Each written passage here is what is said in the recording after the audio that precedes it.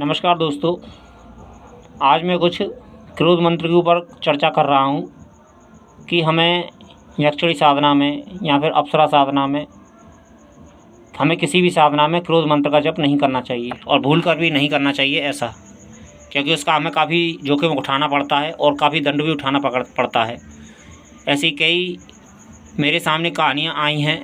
एक कहानी तो मेरे साधक के सामने उसके सामने मेरा संवाद हुआ था कि उसने क्रोध मंत्र का उच्चारण किया था, अप्सरा साधना में किया था उसने उच्चारण, तो उसके सामने काफ़ी परेशानियां आईं और यदि वो किसी अच्छे खासे गुरु के नीचे था सो वो बच गया, वरना काफ़ी साधना के साथ में उसने जब क्रोध मंत्र जब वो सिद्ध नहीं हो रही थी साधक को, यदि कोई यक्षिणी या फिर अप्सरा साधना यदि कोई हमसे सिद्ध नहीं हो रही है तो हमको क्रोध मंत्र जपने का अधिकार नहीं है।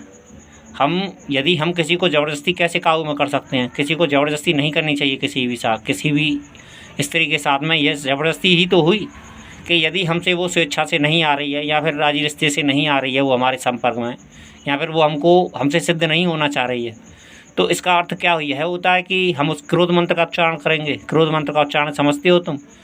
यदि क्रोध मंत्र का उच्चारण किन परिस्थितियों में किया जाता है ये एक अलग विषय है। इस विषय पर तो खैर आगे प्रकाश कभी भविष्य में डालेंगे, लेकिन भूल कर भी साधक को क्रोध मंत्र का उच्चारण नहीं करना चाहिए, वरना साधक के साथ में ऐसी घटनाएं घटती हैं कि बस यदि किसी बड़े देव की कृपा नहीं हुई उस पर तो वो मृत्यु के काल में ना जाए, या फिर यूँ समझ लो कि उसकी दुर्गति ना हो। ऐसा हो नहीं सकता है।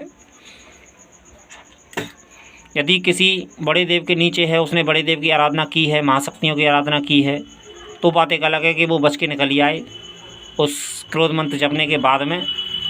लेकिन यदि उसने बड़े देवों की आराधना नहीं की है और उसने गलती से क्रोध मंत्र का उच्चारण कर दिया, तो मित्रों यदि वो मृत्यु के काल में नहीं गया तो उसको खतरनाक दंड भुगतना पड़ेगा और हो सकता है कि उसकी दुर्गति भी हो भविष्य में।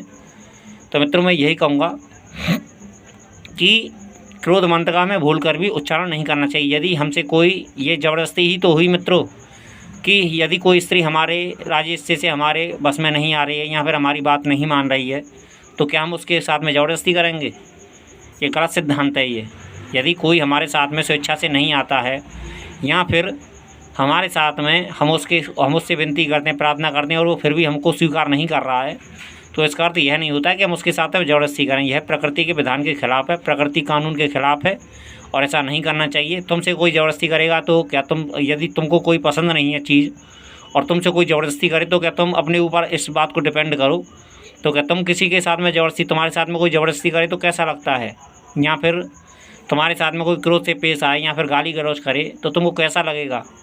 तो यही फीलिंग उनके साथ में भी होती है और ऐसा ही साधक को समझना चाहिए। यदि किसी भी चीज़ को समझना है तो व्यक्ति अपने ऊपर समझे हर चीज़ को, हर सिद्धांत को, क्योंकि यही कसौटी है ज़िंदगी की।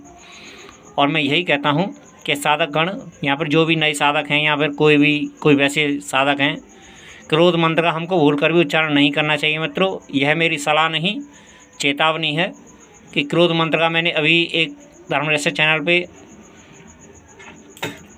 एक अनुभव सुन रहा था। मैंने कुछ समय पहले सुना था, अभी कुछ महीने 15 दिन पहले ही, कि उसने यक्षिणी साधना कर रहा था और उसने शिव आराधना की हुई थी उस साधक ने, तो उसने क्रोध मंत्र का उच्चारण कर दिया यक्षिणी साधना में, तो उसको स्वयं काला कुत्ता काट गया। तो मित्रों ऐसी गलती नहीं करनी चाहिए। वो तो उसने शिव महादेव की साधना कर रखी थी, शिव आराधना कर रखी थी, सो वो बच गया। काले कुत्ते नहीं केवल काटा उसको, वरना यदि उसने बड़े महाशक्तियों की आराधना नहीं की होती, उसने महादेव की आराधना नहीं की होती, तो शायद उसका क्या होता ये भगवान ही जाने। ठीक है मित्रों, धन्यवाद।